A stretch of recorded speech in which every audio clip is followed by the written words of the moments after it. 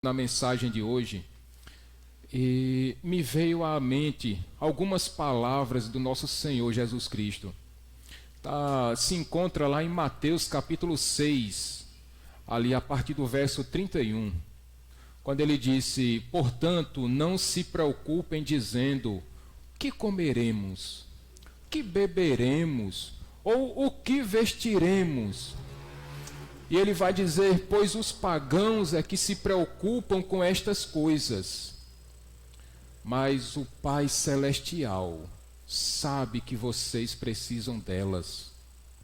Busquem, pois, o reino de Deus e a sua justiça, e todas estas coisas lhes serão acrescentadas. Eu não sei como é que você chegou aqui à igreja hoje. Eu não sei quais são as preocupações que têm enchido ou tirado o seu sossego, que têm tirado o seu sono, que têm perturbado a sua alegria, a sua felicidade. Mas eu quero lembrá-los nessa noite que foi o Senhor Jesus que disse: busquem, pois, em primeiro lugar o reino de Deus e a sua justiça, e todas estas coisas que têm tirado o seu sossego, o Senhor Jesus vai lhe dar no tempo certo e na quantidade necessária. Convido você a fechar seus olhos para que nós possamos ter um momento de oração. Pai querido e santo, estamos aqui hoje em tua casa, Pai, pedindo ao Senhor que venha trazer este consolo e este conforto que a nossa alma, que o nosso coração tanto almeja, Pai querido. Tantas são as preocupações, Senhor Deus, que durante o dia tem feito com que nós não olhemos para o alto, que nós não busquemos o teu reino, Senhor. E quantas vezes os problemas têm parecido maior do que nós. Os problemas têm parecido, Pai querido, como ondas gigantes tentando nos encobrir. Mas o que nós te pedimos nessa noite, Pai amado, é que o teu Santo Espírito nos traga essa paz, que o teu Santo Espírito nos traga esse conforto, que o teu Santo Espírito nos traga este conforto, esta calma, esta tranquilidade. Somente o Senhor, Pai amado, é que pode nos dar a paz que excede todo o entendimento. E é por isso, Senhor Deus, que estamos aqui nesta noite, não apenas para te pedir que o Senhor venha nos socorrer, mas também para te agradecermos, Senhor Deus, porque o Senhor tem sido conosco todos os dias. Aleluia. Vamos louvar, meus irmãos.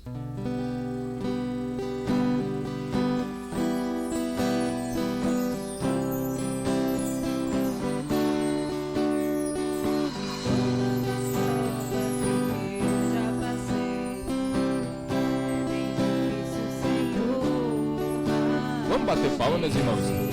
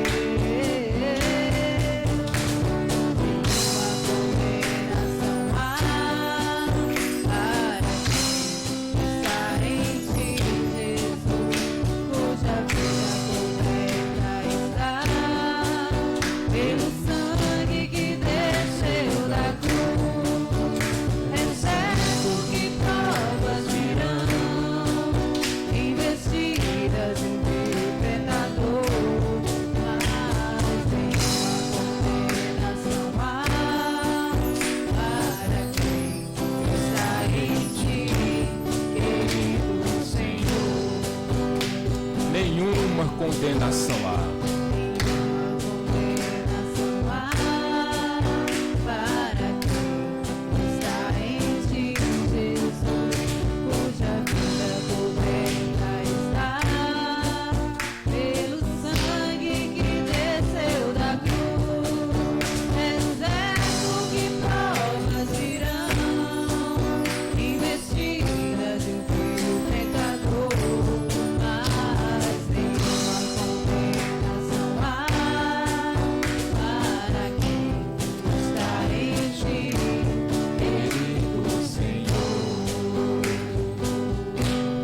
Palmas para Jesus. Foi naquela cruz do Calvário que Ele perdoou as nossas dívidas. E foi através daquele sangue derramado que agora, quando Deus olha para nós, os seus filhos, Ele já não vê mais nenhuma condenação. Porque agora nós fomos lavados e remidos no sangue do Cordeiro. Aleluia.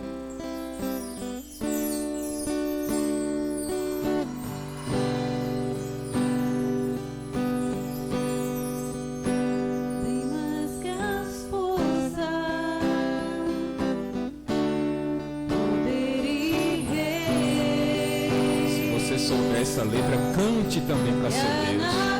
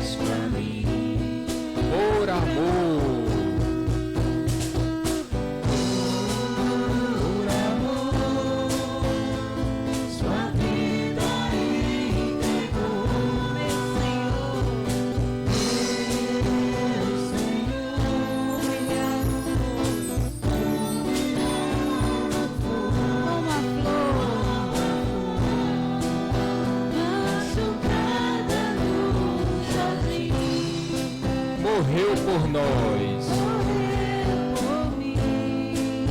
pensou em nós e nos amou.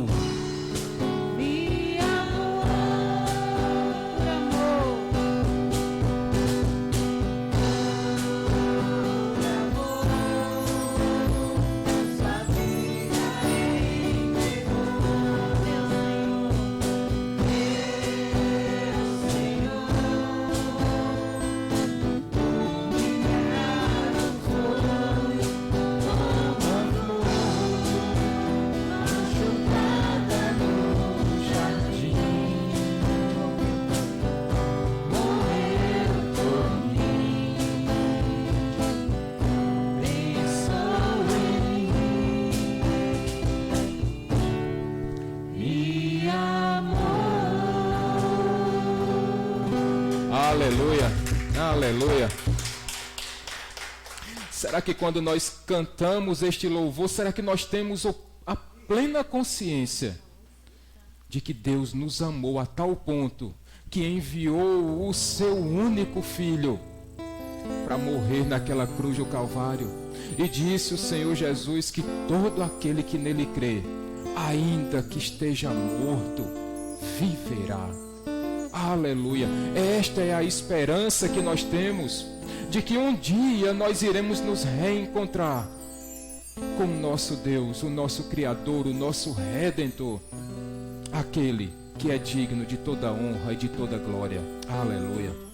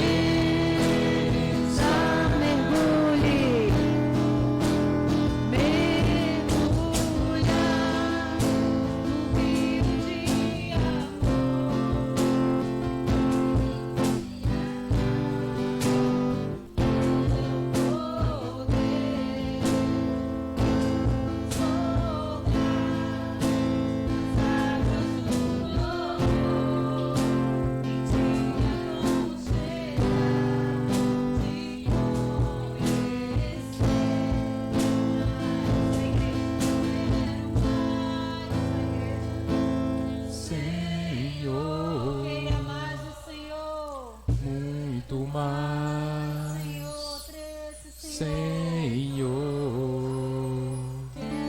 quero mais de tua presença.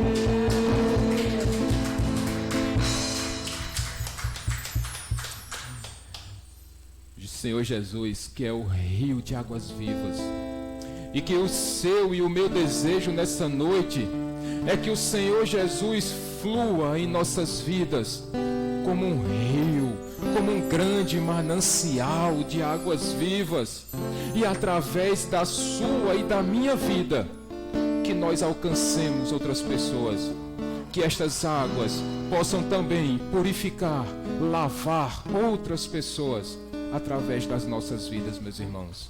Que seja este o desejo do nosso coração nessa noite, em nome de Jesus.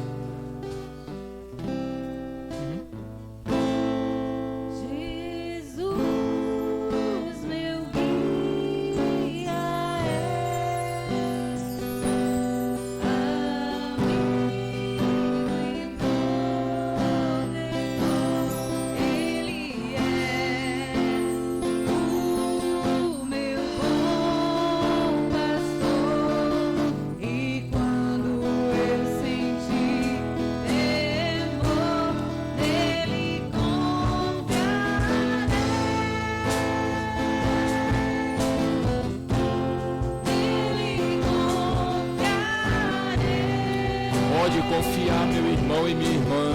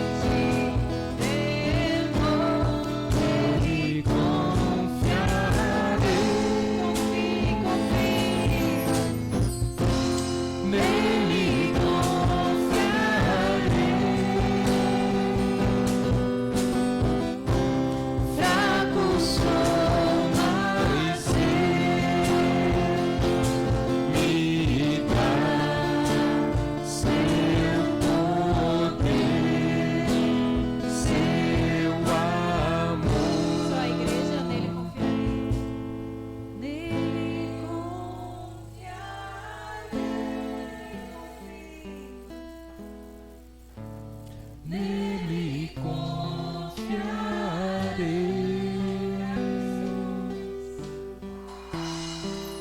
O som mais Deus e dá seu poder, seu amor. Palmas para Jesus. Se tem alguém em que eu e você podemos confiar, é em Deus.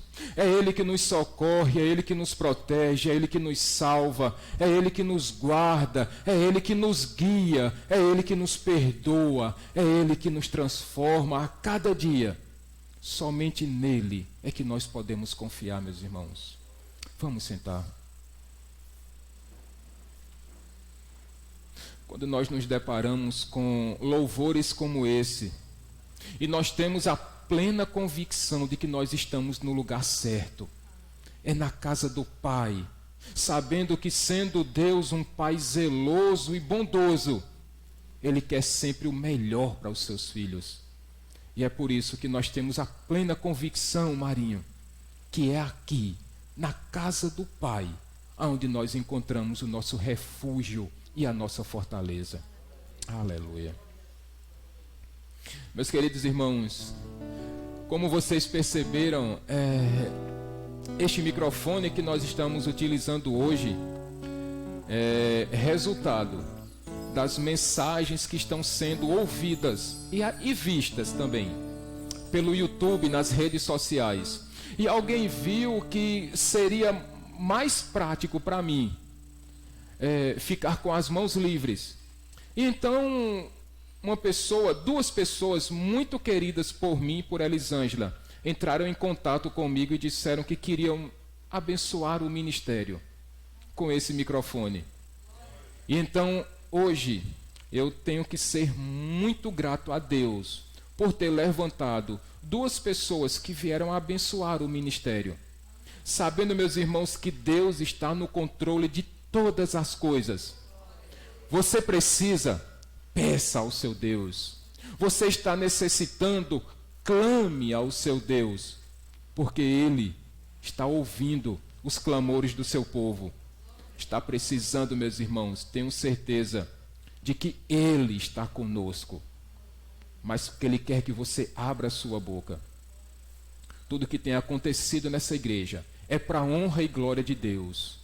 Tudo que nós fazemos, meus irmãos, não é para a glória de homens, tudo é para a glória de Deus.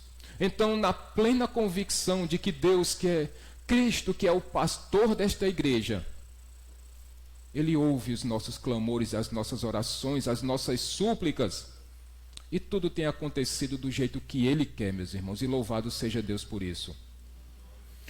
Esta semana nós temos agora, próximos dias, uma das despesas maiores da igreja, meus irmãos, que é o aluguel. Então, eu convido os irmãos, sejam generosos. Se você trouxe o seu dízimo e a sua oferta, e se você entende que você precisa dar o melhor ao seu Deus, eu convido você neste momento a que você venha trazer à casa do Pai o seu dízimo e a sua oferta.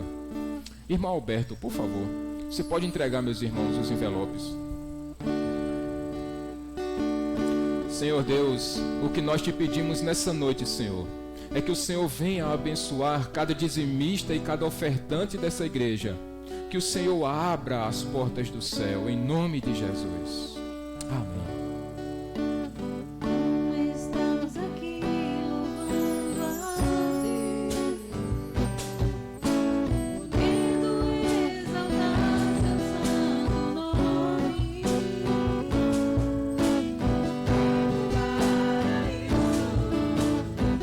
Para louvarmos a Deus,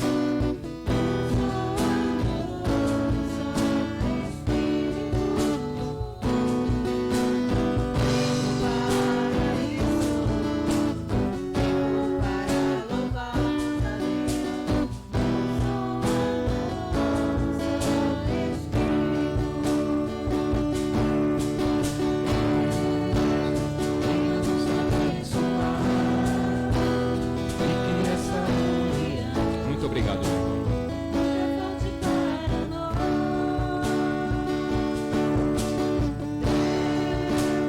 Venha nos abençoar e que essa união nunca falte para nós.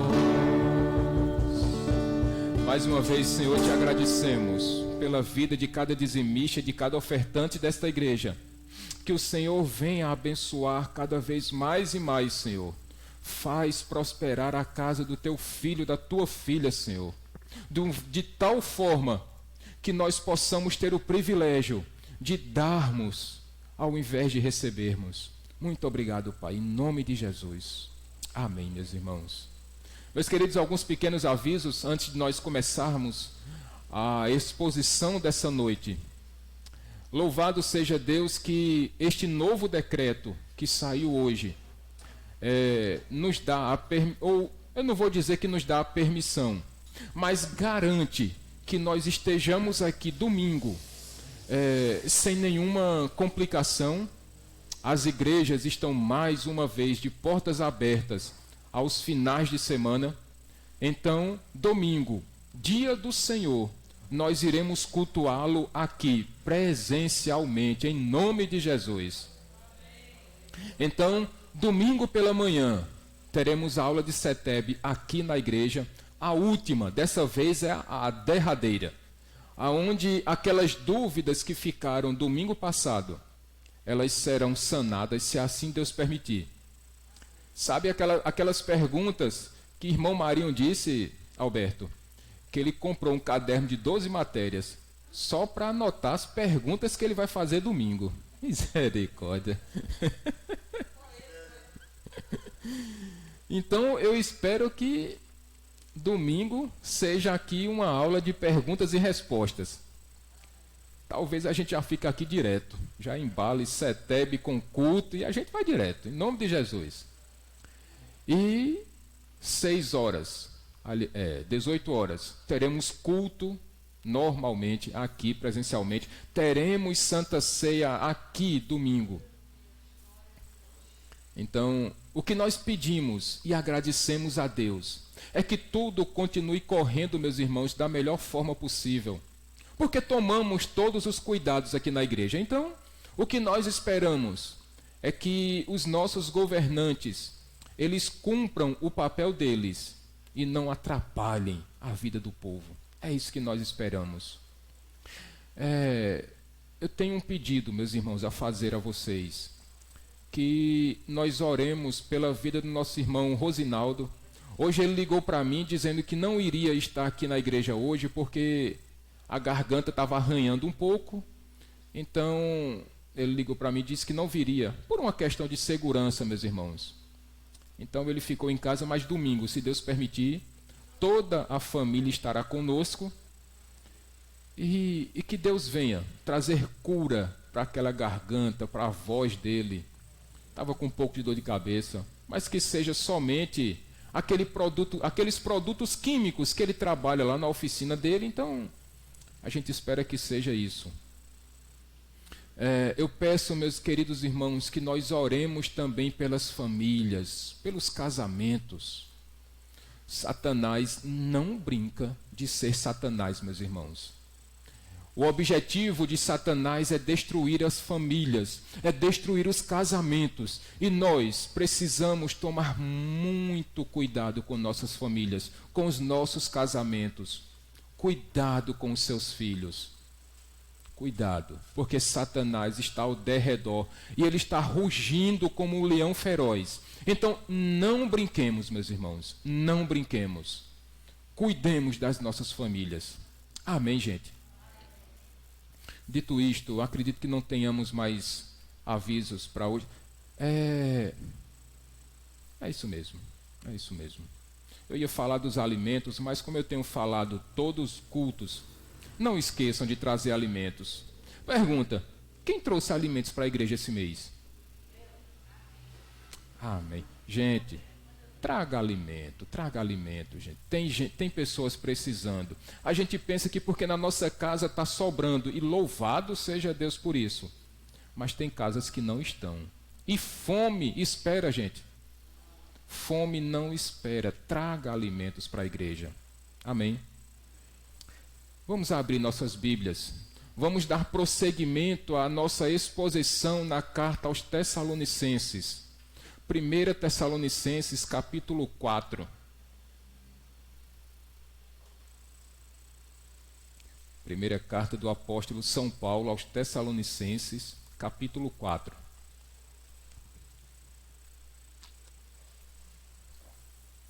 Encontrando, fique de pé em reverência à palavra.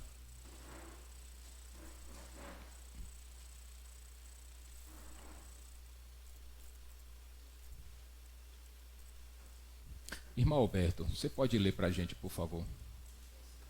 Agora vem aqui para o microfone, para todo mundo ouvir sua voz.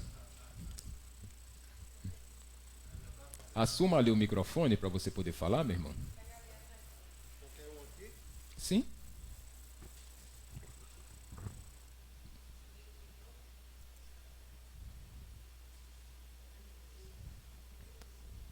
Liga o pitoquinho aí do bicho, do microfone. Agora Oi? vai. Ah, tá do lado de cá. Me ouvem? 1 Tessalonicenses capítulo 4, de 1 a... Liga o microfone para cima. Acostume. Agora foi. Quanto ao mais, irmãos, Todo o capítulo. Capítulo 4. Todo o capítulo. quanto ao mais, irmãos, já os instruímos acerca de como viver a fim de agradar a Deus. E de fato assim vocês estão procedendo. Agora lhes pedimos e exortamos no Senhor Jesus que cresçam nisso cada vez mais, pois vocês conhecem os mandamentos que lhes demos pela autoridade de Jesus. A vontade de Deus é que vocês sejam santificados. Abstenham-se da imoralidade sexual. Cada um saiba controlar o seu próprio corpo de maneira santa e honrosa, não dominado pela paixão de desejos desenfreados, como os pagãos que desconhecem a Deus. Neste assunto, ninguém prejudique seu irmão, nem dele se aproveite. O Senhor castigará todas as práticas, como já lhes dissemos e asseguramos, porque Deus não nos chamou para a impureza, mas para a santidade.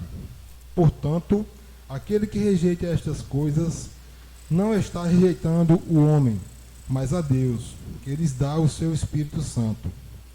Quanto ao amor fraternal, não precisamos escrever, pois vocês mesmos já foram ensinados por Deus a se amarem uns aos outros. E de fato, vocês amam todos os irmãos em toda a Macedônia. Contudo, irmãos, insistimos com vocês que cada vez mais assim procedam. Esforcem-se para ter uma vida tranquila, cuidar dos seus próprios negócios e trabalhar com as próprias mãos, como nós os instruímos, a fim de que andem decentemente aos olhos dos que são de fora e não dependam de ninguém. Irmãos, não queremos que vocês sejam ignorantes quanto aos que dormem, para que não se entristeçam como os outros que não têm esperança. Se cremos que Jesus morreu e ressuscitou, cremos também que Deus trará, mediante Jesus, e com ele, aqueles que não dormiram. Dissemos a vocês, pela palavra do Senhor, que nós, os que estivemos vivos, os que ficamos até a vinda do Senhor, certamente não precederemos os que dormem. Pois dada a ordem como a voz de arcanjo e o ressoar da trombeta de Deus, o próprio Senhor descerá dos céus e os mortos em Cristo ressuscitarão primeiro. Depois nós, os que estivemos vivos, seremos arrebatados com eles nas nuvens para o encontro com o Senhor. E assim estaremos com o Senhor para sempre. E consolem-se uns aos outros com essas palavras. Amém. Amém. Pode deixar o microfone aqui, meu? Não tem problema não. Pai querido e santo, mais uma vez te agradecemos pela leitura da tua santa palavra, Pai. E que teu Santo Espírito venha nos dar o entendimento necessário, Pai, para que possamos ser transformados pela tua palavra, em nome de Jesus. Amém, meus irmãos. Amém. Podem sentar, fiquem à vontade. Eu vou começar essa mensagem trazendo uma pergunta para os irmãos.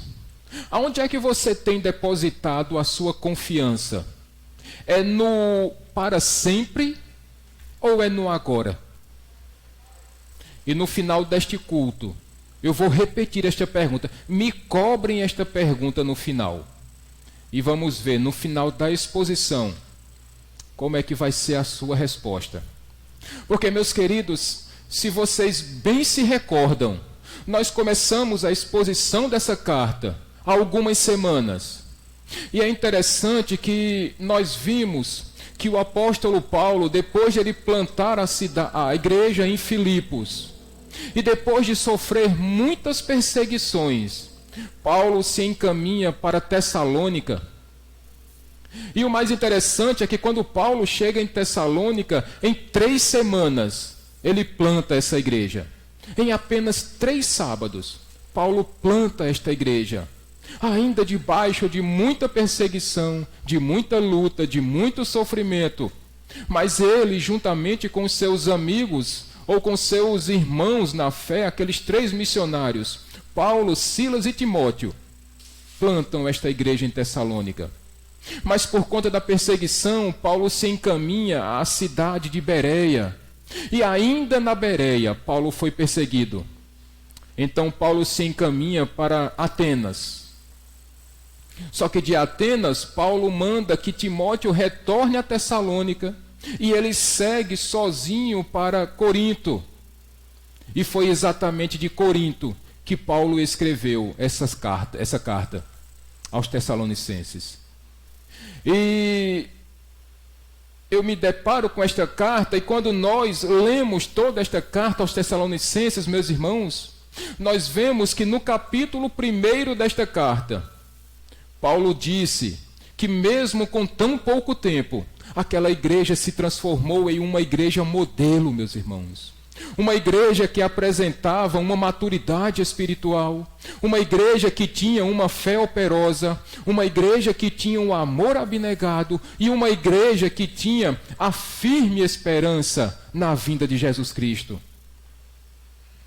Paulo continua no capítulo 2, ele disse que ele pregava a palavra de Deus, não com interesses financeiros, não com objetivos escusos. Paulo pregava o evangelho de Jesus Cristo, não com a intenção de agradar a homens. E Paulo também não pregava o evangelho a fim de obter o reconhecimento dos homens. Paulo descreve isso no capítulo 2. Mas aí quando chega no capítulo 3, nós observamos que Paulo, muito preocupado, porque ele já havia saído daquela cidade, ele já não estava mais em contato com os membros da igreja, e ele manda que Timóteo vá observar como é que aqueles crentes de Tessalônica se encontram, porque Paulo estava preocupado com a vida deles, com a fé daqueles homens e daquelas mulheres. E qual não foi a alegria e a surpresa positiva do apóstolo Paulo Francisco, quando Timóteo volta e ele agora se encontra com Paulo em Corinto, e Timóteo vai dizer a Paulo: Paulo, a igreja de Tessalônica, pense numa igreja sustância, é praticamente a ICNV do Valentina. Pense numa igreja bacana, pense numa igreja legal. E Paulo fica com muita alegria, Paulo fica extremamente alegre, ele disse: Senhor, obrigado. Ainda que ele reconhecesse que quisesse voltar a Tessalônica, mas por circunstâncias maiores, ele não pôde retornar. Mas ainda assim, ele se alegra em Deus, por causa das boas notícias trazidas por Timóteo acerca daquela igreja. Mas ainda assim, meus irmãos, nós agora chegamos no capítulo 4, que foi lido agora há pouco pelo nosso irmão Alberto, e se faz, ou se fazia necessário que Paulo corrigisse algumas situações que aconteciam naquela igreja, ou com os membros daquela igreja em Tessalônica. Paulo disse, nos versículos 1 e 2, que foram lidos agora há pouco, que com tudo isso, Paulo tinha a convicção de que eles viviam uma vida que agradava a Deus. Mas ele disse que o fato de aquelas pessoas estarem agradando a Deus não era motivo para que elas se acomodassem naquela situação. E aqui, meus irmãos, é o primeiro ensinamento que nós tiramos nessa noite. Se a nossa vida com Cristo está caminhando bem, não é motivo, meus irmãos, para nós nos acomodarmos. A nossa igreja está caminhando bem? Louvado seja Deus por isso. Mas nós não podemos nos acomodar, porque aquilo que está bom pode o quê? Melhorar. Era esse o ensinamento de Paulo. Aquilo que estava bom certamente poderia e deveria melhorar. E Paulo disse, era necessário que eles vivessem uma vida que agradasse a Deus. E a grande questão é, com base nesse texto, meus irmãos, como é que eles poderiam e deveriam viver uma vida que agradava a Deus? E nós vamos ver aqui 3 circunstâncias que Paulo nos apresenta nesse texto.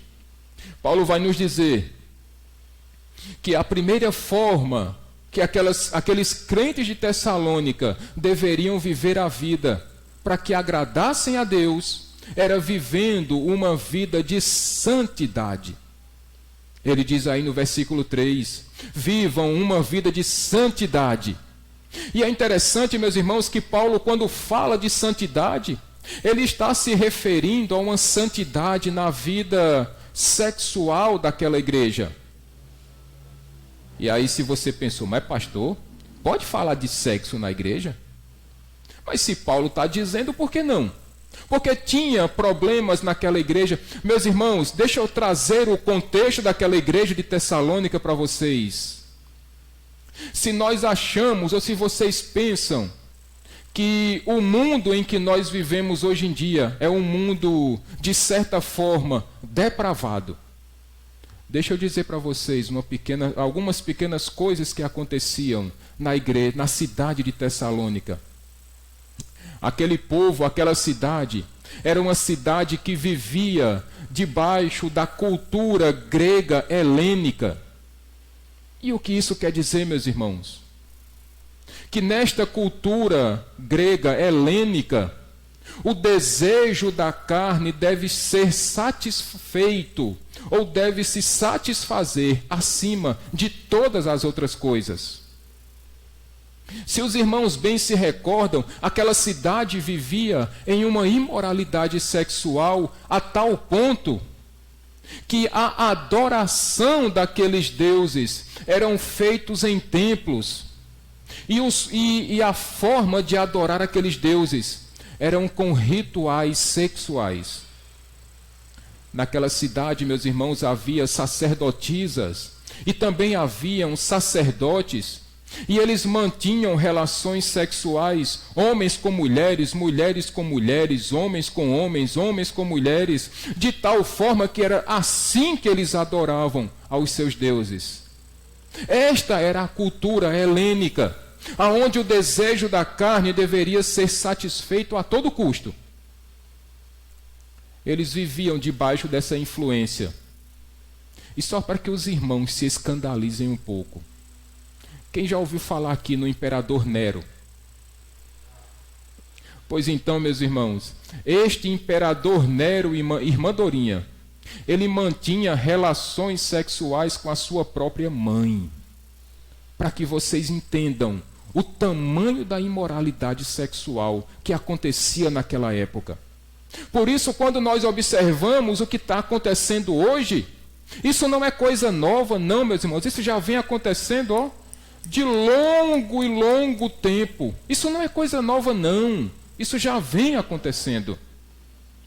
E é por isso que Paulo se sentiu na necessidade de advertir aqueles crentes de Tessalônica para que eles não vivessem mais desta forma, de forma tão imoral. Por isso, como viver uma vida de santidade? Versículo 3, Paulo vai dizer: abstenham-se da imoralidade sexual. Meus irmãos, a palavra que Paulo utiliza aqui na língua original, no grego, é uma palavra chamada porneia. E dentro desta palavra porneia entra tudo o que se refere à imoralidade sexual, quer seja adultério, quer seja fornicação, quer seja relações incestuosas, quer seja relações homossexuais, quer seja zoofilia. Tudo isso entrava e entra nesta palavra porneia. E Paulo está dizendo para aquelas pessoas: abstenham-se da imoralidade sexual. Talvez alguém pense: mas pastor, então quer dizer que sexo é pecado? Não. E sim. Não quando ele é feito dentro do casamento. Meus queridos, sexo entre o marido e a sua esposa é bênção de Deus. Mas ao mesmo tempo, sexo feito fora do casamento ou entre pessoas que não são casadas, isto é considerado imoralidade sexual. Abstenham-se dessas coisas. É o que diz o apóstolo Paulo, tanto aos Tessalonicenses, como a mim e a você nessa noite. Porque tudo aquilo que vai de encontro à palavra de Deus, todo tipo de adultério, e adultério não é somente traição no sentido muito maior. Adultério é tudo aquilo que confronta a santidade de Deus. Por isso, casados, sexo só dentro do casamento. Solteiros, sexo fora do casamento, isto é imoralidade sexual. Aí hoje em dia, né? Hoje em dia, onde tudo está diferente, onde tudo pode. E as pessoas dizem: não, mas isso é coisa do passado. Isso é coisa da minha tataravó. Pergunta: a palavra de Deus passa, meus irmãos? Não, a palavra de Deus é a mesma, ontem, hoje e para todo sempre. O que ele disse que era errado naquela época, continua sendo errado hoje. E eu me espantei tanto, meus irmãos, quando estava pesquisando, estudando essa mensagem, e eu me deparei com alguns números que me chocaram. 25% da população brasileira recomenda aos seus filhos, diácono Paulo, que tem filha pequena, mas eu sei que a criação que você dá, Johanna, é diferente, meu irmão. Mas 25% dos pais recomendam aos seus filhos que tragam os seus namorados ou as suas namoradas para que se relacionem dentro de casa. Crentes e não crentes. Pergunto, meus irmãos, isso é bíblico? Nunca foi e jamais será. Aquela desculpa de que é melhor que meu filho ou minha filha mantenha relações dentro de casa porque é mais seguro, isso não é bíblico. E isso é considerado imoralidade sexual. E Paulo está dizendo: abstenham-se dessas imoralidades sexuais.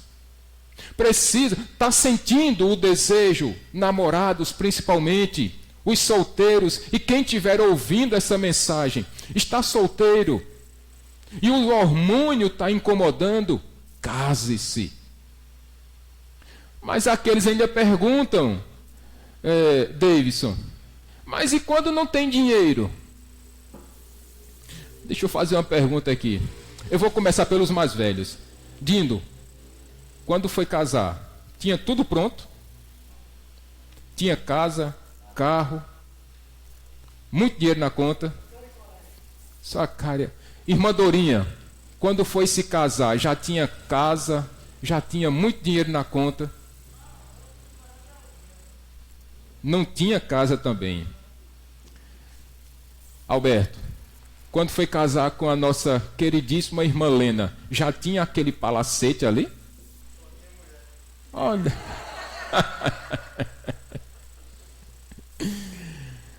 Quando eu me casei com a Elisângela, a única coisa que a gente tinha era fé em Deus e vontade de trabalhar para crescer, para conseguir as coisas debaixo da bênção de Deus. Diácono Paulo, tinha tudo? Tinha não, né? Então, meus irmãos, Marinho e irmã Lusa, tinham tudo não, né? Também não. Francisco e Mari, nada, niente. Então, meus irmãos, essa desculpa de que eu vou ter relações sexuais antes do casamento porque não tem dinheiro para casar, isso é conversa mole para boi dormir. Então, esse tipo de desculpa, ou esses argumentos que muitas vezes são argumentos até inteligentes, esses não colam para Jesus, meus irmãos. E Paulo está nos recomendando: abstenham-se dessas imoralidades sexuais. Quer ver uma segunda coisa que Paulo vai dizer para que nós tenhamos uma vida de santidade na questão sexual? Está aí no versículo 4, ele vai dizer: e controlem a vontade dos seus corpos de forma santa e honrosa. E por que, meus irmãos, que Paulo diria isso? Se ele soubesse que muitas vezes o desejo do nosso corpo, o desejo da nossa carne, faz com que nós cometamos erros, falhas, porque ele sabe que a nossa carne é fraca. É por isso que em outro momento a Bíblia vai nos dizer que nós precisamos andar no Espírito, para que nós não satisfaçamos o desejo da nossa carne. Quando eu fico pensando no que Paulo está escrevendo aqui, meus irmãos, quando ele diz que nós precisamos controlar a vontade dos nossos corpos, eu fico pensando, principalmente para os casados neste momento, quando eu fico observando ali, meus irmãos, ali no bairro do Geisel, ali próximo à agência da Caixa Econômica, aonde há muitos travestis. E é interessante que a maioria dos clientes daqueles travestis são quem? Homens casados.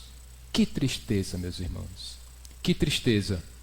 Quando homens que deveriam honrar as suas esposas, quando homens que deveriam dar o exemplo, cuidar, proteger as suas esposas, muitas vezes são eles próprios que levam doenças para suas esposas. Porque muitas vezes não controlam a vontade do seu corpo. Ou quando muitas vezes acontece, e isso acontecia muito antigamente, eu acho que hoje em dia não deve acontecer tanto. Quando aqueles homens solteiros, lá no interior, Alberto, quando tinham relações sexuais com animais, com galinhas, com cabras, com jumentas, com vacas. E alguns ainda contavam vantagens sobre isso. Que loucura, meus irmãos. Falta de conhecimento bíblico, Cícera. Falta de conhecimento da palavra, Mari. Porque não sabem que isso é imoralidade sexual e isso é abominável diante dos olhos de Deus. Quem pratica esse tipo de coisa, Paulo vai dizer, são os pagãos. E nós somos chamados a viver uma vida de santidade. Como viver uma vida de santidade? Versículo 5 vai dizer.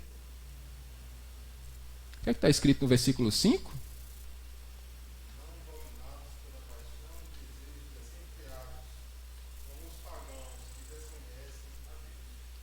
Versículo 6 vai dizer: e nem se prejudiquem um ao outro, e nem se aproveitem um do outro. Aqui, deixa eu trazer aqui uma palavrinha para os solteiros. Quando ele disse, e não prejudiquem uns aos outros, ou melhor, deixa eu continuar com os casados, que tem mais casado do que solteiro aqui, não é? Deixa eu dizer uma coisinha para vocês. Eu sei que vocês já viram muito em filmes, irmã Lena, Cícera, Lusa, Mari, Elisângela, quando o marido chega com aquele envelopinho de analgésico e o camarada faz a pergunta para a esposa: amor, tá com dor de cabeça? Porque o objetivo dele é ter relações com a sua esposa. Mas acontece que muitas vezes o argumento: eu estou com dor de cabeça. Ah, eu estou enjoada. Ah, eu estou cansada. Ah, eu estou assim, eu estou assado, eu estou de um jeito, eu estou de outro.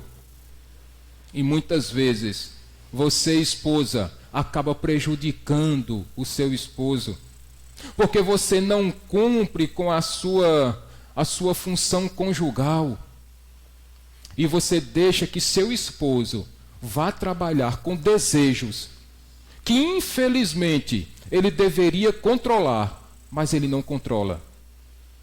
E aí, porque você não fez o seu papel conjugal de esposa, e às vezes, e eu repito, isso não é desculpa, mas os maridos vão procurar se satisfazer fora de casa.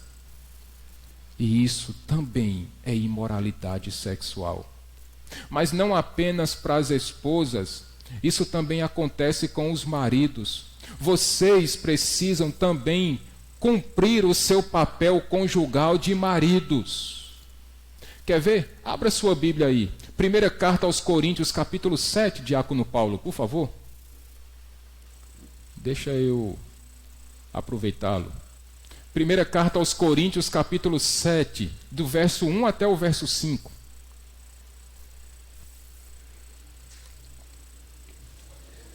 Por favor.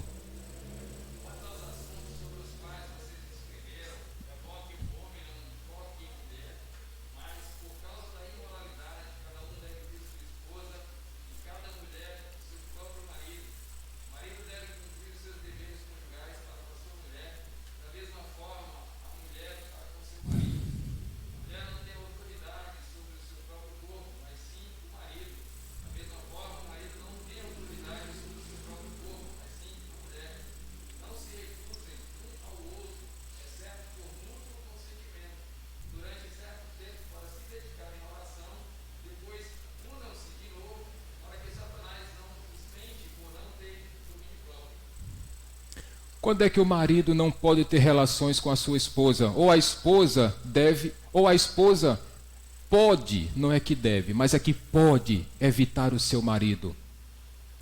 Paulo vai deixar muito claro, meus irmãos, a não ser que seja para oração e para jejum, e por um determinado tempo. Então, maridos e esposas, cumpram os seus papéis conjugais, tanto para a sua esposa quanto para com o seu marido, para que você não permita que Satanás venha atentar o seu cônjuge, e isso possa prejudicar o seu casamento, o seu matrimônio.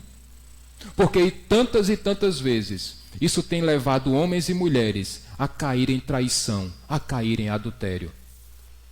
Cuidem do seu marido e cuidem da sua esposa.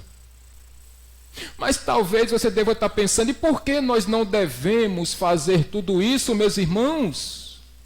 E Paulo vai dizer no versículo 6 de 1 Tessalonicenses 4, porque Deus castigará a todos estes que praticam estas coisas. Por que é que nós não podemos fazer isso? Porque Deus vai castigar aqueles que praticam tais coisas. Por que é que nós não podemos praticar tais coisas, tais imoralidades sexuais? Está descrito aí no versículo 7. Porque Deus nos chamou para a santidade e não para a imoralidade. Deus não te fez, Deus não te criou, meu irmão, minha irmã, para que você seja um imoral ou uma pessoa imoral sexualmente. Deus nos criou para que nós vivamos uma vida de santidade, porque é assim que nós agradamos a Deus. Como é que nós agradamos a Deus e não devemos praticar imoralidades sexuais? Ele vai dizer aí no versículo 8, porque a partir do momento que você deixa de ouvir a palavra do seu pastor, você não está ouvindo simplesmente a palavra do seu pastor, mas você está deixando de ouvir a palavra do próprio Deus. Por que é que você não deve praticar imoralidades sexuais?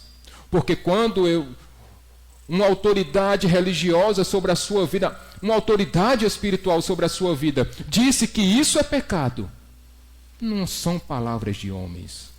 Isso é palavra do próprio Deus, Lena. Então é por isso, meus queridos irmãos, que se nós queremos viver uma vida que agrada a Deus, nós devemos nos abster das imoralidades sexuais. E por quê? Porque Deus castiga quem pratica tais coisas. Porque Deus nos chamou para a santidade e não para a imoralidade. E porque quando nós rejeitamos a palavra da autoridade espiritual que Deus levanta, nós estamos deixando de obedecer o próprio Deus. Como é que nós podemos e devemos agradar a Deus? Não apenas em santidade, mas também na nossa vida social. E Paulo agora trabalha isso a partir do versículo 9 até o versículo 12. O que é que diz, Alberto?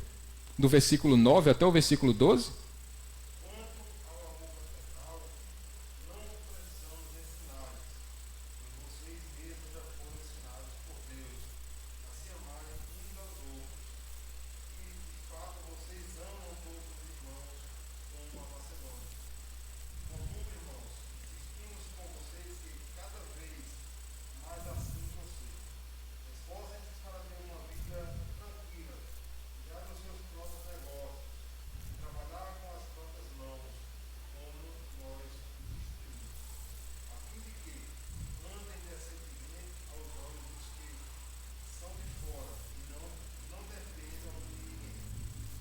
Nós agradamos a Deus quando em nossa vida social, no nosso relacionamento com outras pessoas, nós cumprimos a vontade de Deus.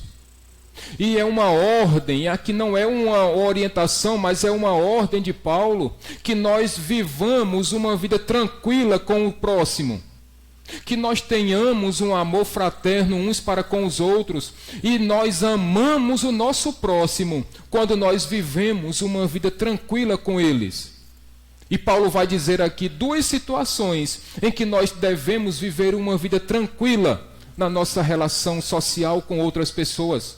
Paulo vai dizer no versículo 11, meus irmãos, que nós precisamos tomar conta das nossas próprias coisas.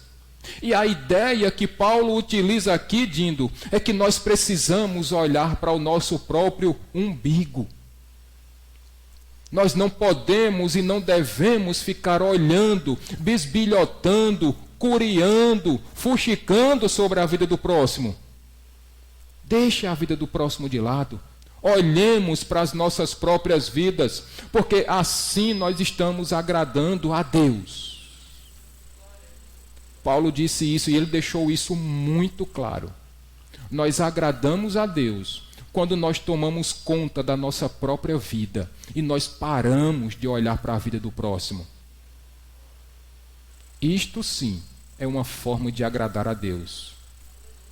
A segunda forma que nós podemos e devemos agradar a Deus é quando nós tomamos conta da nossa vida. Em segundo lugar, quando nós tomamos conta das nossas finanças. Paulo vai dizer, e trabalhem com suas próprias mãos, para que vocês não venham a se tornar um peso para as outras pessoas. Em outras palavras, meus irmãos, Paulo está dizendo, olha, não se façam de coitadinhos. Não fiquem se vitimizando. Olha, não tenho dinheiro. Ah, coitado de mim, eu sou um coitadinho. Oh, vida, oh, azar. Meus irmãos, Deus nos capacitou com 2 braços e 2 pernas. Deus nos capacitou com inteligência. Deus nos capacitou com sabedoria, com discernimento, com talentos. E nós precisamos usar tudo isso para que nós supramos as necessidades das nossas famílias. O que não quer dizer, meus irmãos, que quando nós vemos e percebemos que tem uma pessoa, uma família que está precisando de ajuda, nós não devamos ajudar. Não é isso. Paulo vai deixar isso muito claro, que ele vai dizer que nós precisamos trabalhar para garantir o nosso sustento e que nós devemos andar decentemente aos olhos dos outros. E aos olhos dos outros aqui é daqueles que não eram da igreja. Porque qual era o problema aqui, meus irmãos? Eles aguardavam a segunda vinda de Cristo, mas eles achavam que Cristo viria a qualquer momento, e por isso deixaram de trabalhar. Ah, que loucura, Marinho. Ah, mas Jesus vai voltar, então eu não trabalho mais, porque Deus vai chegar. As contas não precisa mais pagar, porque Deus vai vir. Eu não vou mais fazer feira, porque Deus vai chegar. Ou Jesus vai voltar. Eu não vou mais trabalhar. Para que trabalhar, se Jesus está voltando? Esse foi um entendimento errado daquelas pessoas, e Paulo estava corrigindo. Era necessário sim trabalhar, garantir o seu próprio sustento, porque isso era uma forma de viver decentemente aos olhos dos outros. E aqueles, meus irmãos, e pense numa mensagem atual, para mim e para você. Porque quantas pessoas não estão observando a vida que nós levamos? Ou melhor, quantas pessoas não estão observando a nossa vida, quer seja por redes sociais, ou quer seja nos relacionamentos que nós temos uns para com os outros. E as pessoas ficam olhando a roupa que nós usamos, o carro que nós andamos, o sapato que nós calçamos, o perfume que nós usamos. E os membros dessa igreja aqui, louvado seja Deus. Ô povo para usar perfume cheiroso. Pense, o povo dessa igreja aqui só anda mais cheiroso do que maleta de barbeiro. Graças a Deus. Pense no povo cheiroso dessa igreja. Graças a Deus. Você pode levantar os braços perto de alguém aqui que não tem problema. Fique sossegado. Não tem problema. Seu nariz não vai arder. As pessoas estão nos observando, meus irmãos. E eles ficam curiando, sabendo qual o estilo de vida que nós vivemos, Marinho. As pessoas de fora não entendem porque é que muitas vezes nós somos dizimistas, nós somos ofertantes, irmã Dorinha, e as pessoas... E não falta dinheiro na casa de vocês, não? O que as pessoas aí fora, no mundo, não entendem é que nós vivemos não pela providência, nós vivemos é pelo provedor. Quem nos sustenta, meus irmãos, é Deus. O que o mundo não entende é que muitas vezes as mesmas contas que eles pagam e nós também pagamos, e ainda assim nós conseguimos ser fiéis a Deus com dízimos e ofertas, e as pessoas do mundo às vezes ganham até mais do que nós e não conseguem viver com a renda deles, porque vivem uma vida desregrada e não são fiéis a Deus. E essas pessoas não entendem como é que a gente separa 10% de tudo que a gente ganha e a gente traz à casa de Deus, e ainda assim Deus não falta, ou Deus não deixa faltar o pão de cada dia, e Deus não deixa faltar um teto sobre nossas cabeças, e Deus não deixa faltar a roupa que nós vestimos, o calçado que nós usamos. O mundo não entende isso não, irmã Dorinha. Como é que Deus consegue multiplicar aquele pouco recurso que nós temos? E nós somos capazes ainda de abençoar outras pessoas. E o mundo acha isso loucura. Mas a loucura para o mundo é a sabedoria de Deus. E louvado seja o nome do Senhor por isso. Não, é porque a senhora é humilde. Mas João Tiago viu o palácio que irmã Dorinha está construindo.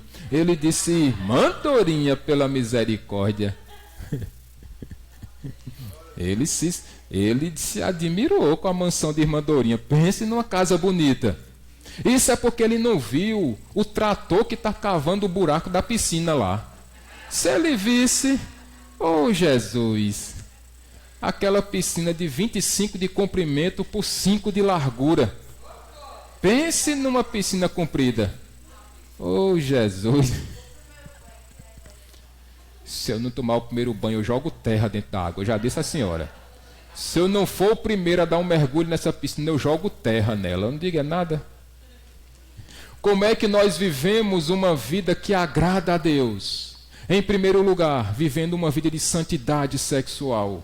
Em segundo lugar, vivendo uma vida social que agrade a Deus. E em terceiro e último lugar, meus irmãos, e Paulo vai entrar numa área agora, que nós agradamos a Deus quando nós temos a firme esperança na segunda vinda de Cristo. O que vai dizer versos 13 e 14, Alberto? Não queremos que vocês sejam ignorantes quanto aos que dormem, para que não se entristeçam com os outros que não têm esperança. Se cremos que Jesus morreu e ressurgiu, cremos também que Deus trará, mediante Jesus, com ele, aqueles que neles dormiram. Quando Paulo fala, não sejam ignorantes quanto aos que dormem. Na verdade, meus irmãos, ele está falando daqueles que já morreram.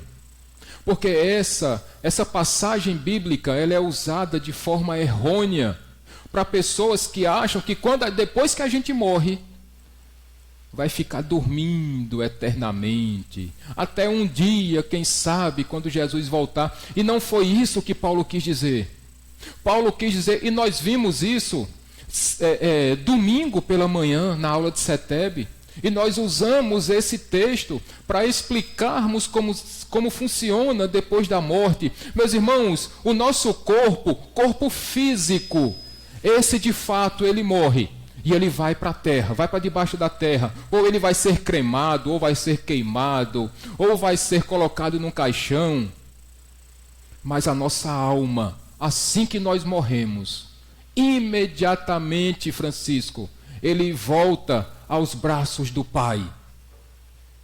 A partir do momento em que nós morremos para este mundo, a nossa alma retorna para Cristo. A nossa alma retorna para o seio de Abraão.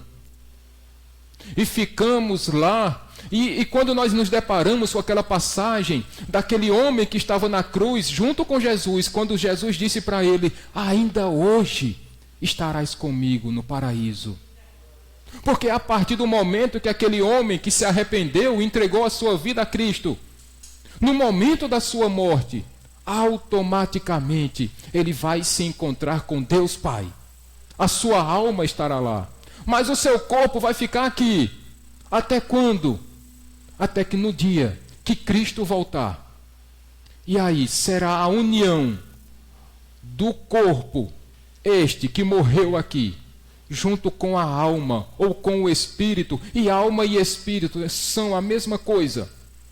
E alma, a nossa alma, o nosso espírito, que está com Cristo agora, ou com aqueles que morreram. E na segunda vinda de Cristo, esta alma e este corpo se encontrarão. E eu estava pensando, meus irmãos, na cena, como será isso um dia? Quando na segunda vinda de Cristo, Marinho, quando Cristo tiver vindo do céu, com toda glória, com toda majestade, junto com o espírito daqueles que morreram com Cristo, e os corpos, estes se levantando dos túmulos, e acontecendo, meus irmãos, aquele encontro no céu, quando o corpo se junta com a alma, e a partir de então será um corpo glorificado, como assim está glorificado o corpo do nosso Senhor Jesus Cristo. E viverão e viveremos por toda a eternidade no novo céu e na nova terra. Por outro lado, aqueles que morrem sem Cristo, a estes a sua alma vai imediatamente para o inferno e passarão a sofrer a ira de Deus por toda a eternidade, até que um dia Cristo volte e o seu corpo será unido mais uma vez ao seu espírito, e agora será um corpo imortal, e eles sofrerão por toda a eternidade a ira de Deus. Por isso, meus irmãos, a urgência de nós pregarmos o Evangelho àquelas pessoas que não conhecem a Cristo, especialmente aquelas que estão mais próximas de mim e de você, aqueles nossos parentes que se recusam a se curvar diante de Cristo, e nós precisamos continuar pregando o Evangelho para eles. Mas então, quando Cristo voltar, como será isso? Versos 15 a 17, Alberto. Dizemos a vocês, pela palavra do Senhor, que nós, os que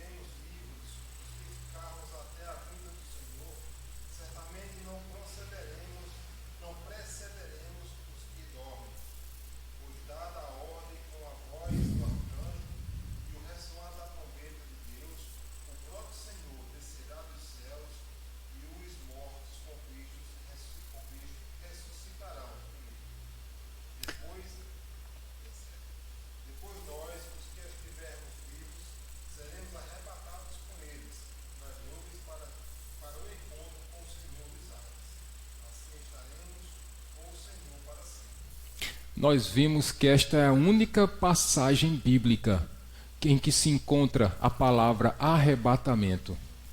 Primeiro ressuscitarão os mortos, depois os que estiverem vivos, e estes terão também seus corpos glorificados. Como é que isso vai funcionar, meus irmãos? Não sei, não me perguntem. A Bíblia não deixa claro se o corpo será este mesmo ou se ele terá um outro aspecto. Isso nós não sabemos. Não sabemos como é que aqueles que ainda estiverem vivos, como é que eles subirão aos céus. Ninguém sabe se vai ser voando, Alisson, ou se vai ser de forma automática, em que a alma se junta com o corpo daqueles que morreram, porque serão antes dos que estiverem vivos. A gente não sabe se vai ser como um imã que junta o negativo e o positivo e faz puf. A gente não sabe. O que nós sabemos de fato é que isso um dia vai acontecer. E naquele grande dia, irmã Dorinha, todos nós teremos um corpo glorificado, como tem hoje Cristo, e reinaremos para todo sempre, junto com o nosso Salvador e o nosso Redentor. E aonde não haverá mais choro, e aonde não haverá mais pranto, aonde não haverá mais sofrimentos, aonde não haverão mais imoralidades sexuais, aonde os nossos relacionamentos pessoais serão relacionamentos santos. E agora não será mais uma esperança, mas será uma certeza plena de que estaremos junto do Deus Pai Todo-Poderoso. E Paulo finaliza este capítulo dizendo que todos nós devemos consolar uns aos outros com estas palavras. E meus irmãos, nós sabemos que ultimamente nós temos sofrido muito com o luto. Nosso irmão Alberto e nossa irmã Lena passaram por um luto essa semana. E foi sofrido porque todo luto é sofrido. E meus irmãos, não tem como dizer que em um luto nós não sofremos e nós não nos entristecemos. Não é isso, meus irmãos? Não tem como não ficar triste, meus irmãos, quando nós nos deparamos com a morte. A grande diferença é que nós, quando morremos em Cristo, nós temos a plena certeza de que nós nos reencontraremos um dia. Só que agora estaremos todos reunidos como um só povo de Deus. Estaremos lá, junto de Deus Pai Todo-Poderoso. E cantaremos em uma só voz, a plenos pulmões: Santo, Santo, Santo é o Senhor. E reinaremos com Ele para todo sempre, em nome de Jesus. Eu quero voltar àquela primeira pergunta que eu fiz lá no começo do culto. Onde é que você tem depositado a sua confiança? É no para sempre ou é no agora? Porque se você deposita a sua confiança somente no agora, Francisco e Mari, o conselho que eu lhe dou: não venha mais para essa igreja não. Vá viver a vida, caia na bagaceira mesmo. Se você só acredita no agora, vá curtir sua vida. Faça tudo que você tiver direito, de certo, de errado. Porque se você acredita que a sua vida vai se acabar aqui, então não faz sentido você estar sentado na cadeira desta igreja, no banco desta igreja, ouvindo a palavra de Deus. Mas se você deposita a sua vida, a sua confiança, a sua esperança no para sempre, então continue vivendo uma vida de santidade. Continue vivendo uma vida que agrada a Deus, vivendo uma vida tranquila com o seu próximo, não olhando para a vida dos outros e tomando conta da sua própria família, e se preparando e se cuidando para você trazer o sustento da sua própria família, para que você não venha a escandalizar os outros. E finalmente, tenha a plena certeza, não mais esperança, mas a plena certeza de que esta vida aqui é passageira.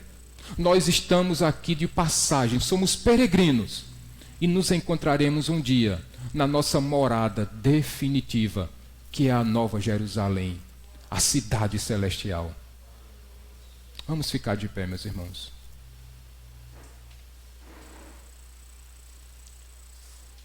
Enquanto a equipe de louvor se prepara para nós finalizarmos essa mensagem, eu espero que você reflita sobre como nós devemos agradar a Deus com a nossa vida, com base em tudo isso que Paulo falou para a cidade, para aqueles crentes de Tessalônica, mas que se aplicam claramente, nitidamente, para mim e para você nessa noite. Vivamos, meus irmãos, uma vida de santidade, porque isso não é coisa ultrapassada, mas isso é a vontade de Deus para nossas vidas. Vamos fechar os nossos olhos. Senhor Deus, mais uma vez te agradecemos, Senhor Deus, porque a tua palavra foi pregada, porque o teu Santo Espírito certamente nos deu o entendimento necessário para que nós saibamos viver uma vida que te agrada, Senhor. Não uma vida que o mundo requer de nós, mas uma vida que o Senhor requer de nós. Que nós vivamos para a honra e glória do teu santo nome. É assim que nós pedimos, Senhor, e te agradecemos nessa noite, em nome de Jesus. Que Deus te abençoe, meu irmão, minha irmã, rica e abundantemente. Que Deus nos dê uma boa noite de sono. E domingo pela manhã, nos encontraremos aqui às 9:30 da manhã, para a nossa aula de CETEB, se assim o Senhor nos permitir. Que Deus te abençoe, em nome de Jesus.